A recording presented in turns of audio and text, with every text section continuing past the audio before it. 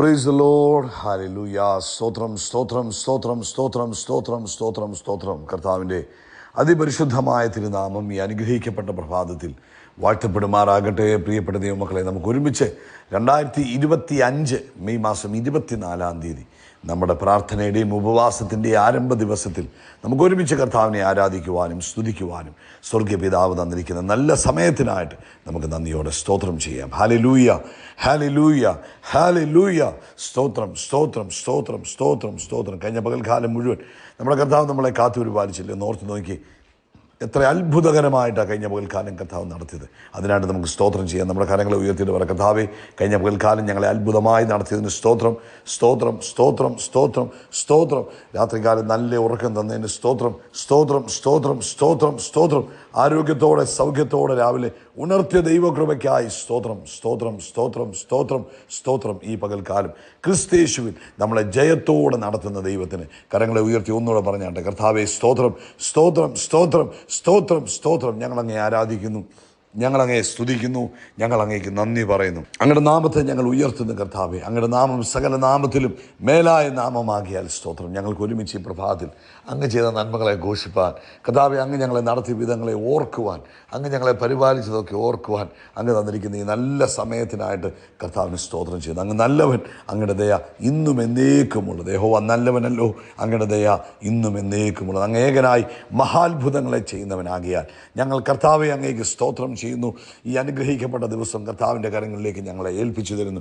സ്തോത്രം സ്തോത്രം. സങ്കീർത്തനക്കാരൻ ഇങ്ങനെ പറയുന്നത്, സങ്കീർത്തനം അതിൻ്റെ 67 സങ്കീർത്തനം, ദൈവം നമ്മോട് കൃപ ചെയ്ത് നമ്മെ അനുഗ്രഹിക്കുമാറാകട്ടെ.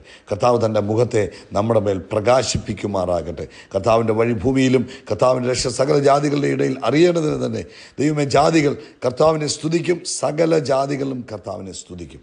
നമുക്ക് ഒരുമിച്ച് പ്രാർത്ഥിക്കാം. നമ്മുടെ ഉപവാസത്തിൻ്റെയും പ്രാർത്ഥനയുടെയും ആരംഭ ദിവസമാണ്. യഥാസ്ഥാപനപ്പെടുത്തണമേ എന്നുള്ള പ്രാർത്ഥനയാണ് നമ്മൾ ഈ ഉപവാസത്തിൽ ദൈവസന്നിധി വെച്ചിരിക്കുന്നത്. ആമേൻ. അതുകൊണ്ട് എല്ലാവരും ശക്തമായി നമ്മുടെ കരങ്ങളെ ഉയർത്തി ഒന്ന് പ്രാർത്ഥിച്ചാട്ടെ. പിതാവേ, ഞങ്ങൾ ഒരുമിച്ച് അങ്ങേക്ക് സ്തോത്രം ചെയ്യുന്നു. യേശു ക്രിസ്തുവിൻ്റെ നാമത്തിൽ അങ്ങേ സ്തുതിക്കുന്നു, അങ്ങേ ആരാധിക്കുന്നു. അപ്പോൾ ഈ പ്രഭാതത്തിൽ ഈ ശബ്ദം കേൾക്കുന്ന എല്ലാവർക്കും വേണ്ടി പ്രാർത്ഥിക്കുക. ലോകമെമ്പാടും വിവിധ രാജ്യങ്ങളിൽ നിന്ന്, കർത്താവ് വിവിധ സ്ഥലങ്ങളിൽ നിന്ന് ഇന്ന് ഈ പ്രഭാതത്തിൽ ഈ ശബ്ദം കേൾക്കുമ്പോൾ കർത്താവിൻ്റെ അസാധാരണ ഗ്രേസ് യേശുവിൻ്റെ നാമത്തിൽ അവരുടെ ജീവിതത്തിൽ ഉണ്ടാകട്ടെ. രോഗികൾ ഇപ്പോൾ സൗഖ്യമാകട്ടെ. പൈശാചിക ബന്ധനങ്ങൾ അഴിഞ്ഞു പോകട്ടെ. സാമ്പത്തിക ബുദ്ധിമുട്ടുകൾ മാറിപ്പോകട്ടെ. ദൈവിക സമാധാനമുണ്ടാകട്ടെ. ദൈവിക സ്വസ്ഥതയുണ്ടാകട്ടെ.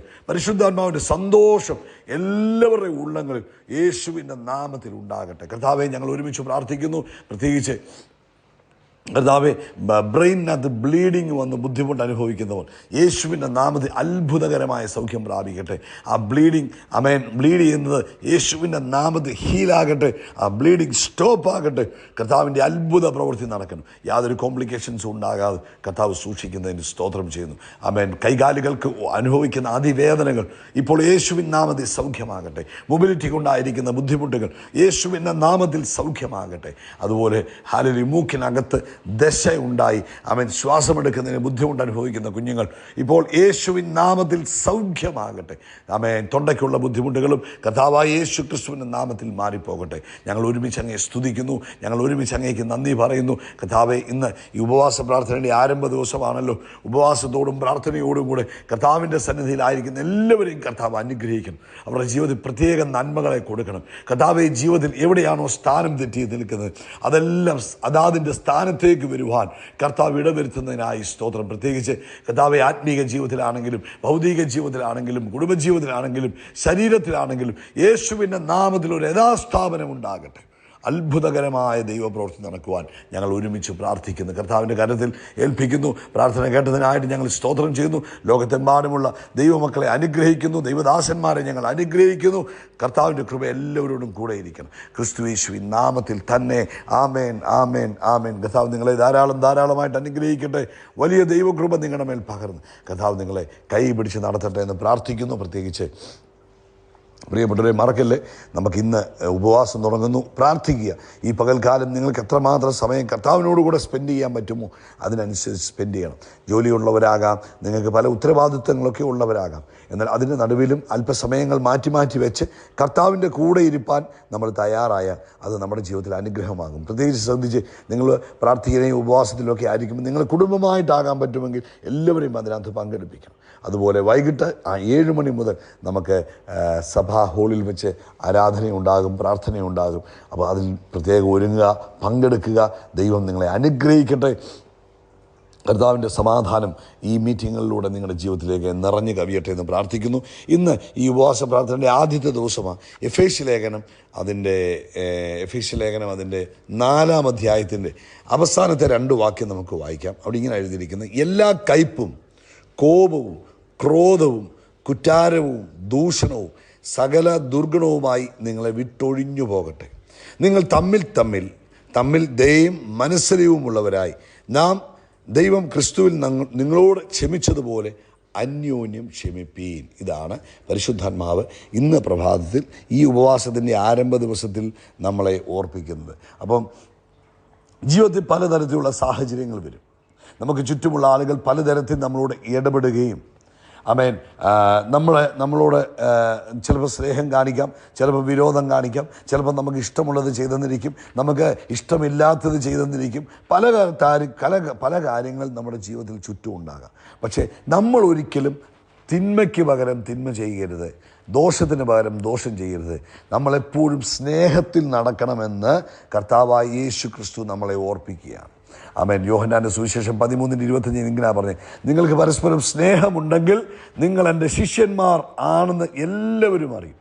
അപ്പം നമ്മുടെ പ്രാർത്ഥന കൂടുന്നത് കൊണ്ട് മാത്രമല്ല ശിഷ്യന്മാരാണെന്ന് അറിയുന്നത്, നമ്മൾ അന്യോന്യം സ്നേഹിക്കുന്ന കാണുമ്പോഴാണ് നമ്മൾ കർത്താവിൻ്റെ ശിഷ്യന്മാരാണെന്ന് പറയുന്നത്. അതുകൊണ്ട് ഈ ഉപവാസത്തിൻ്റെ ആരംഭ ദിവസത്തിൽ നമുക്കൊരു തീരുമാനമെടുക്കണം. നമ്മൾ ആരോടും പകയും പിണക്കവും ഒന്നും വെച്ചുകൊണ്ടിരിക്കത്തില്ല, നമുക്ക് ആരോടും ദേഷ്യവും വിദ്വേഷവും വെച്ചുകൊണ്ടിരിക്കത്തില്ല. നമ്മളെല്ലാവരെയും സ്നേഹിക്കണം.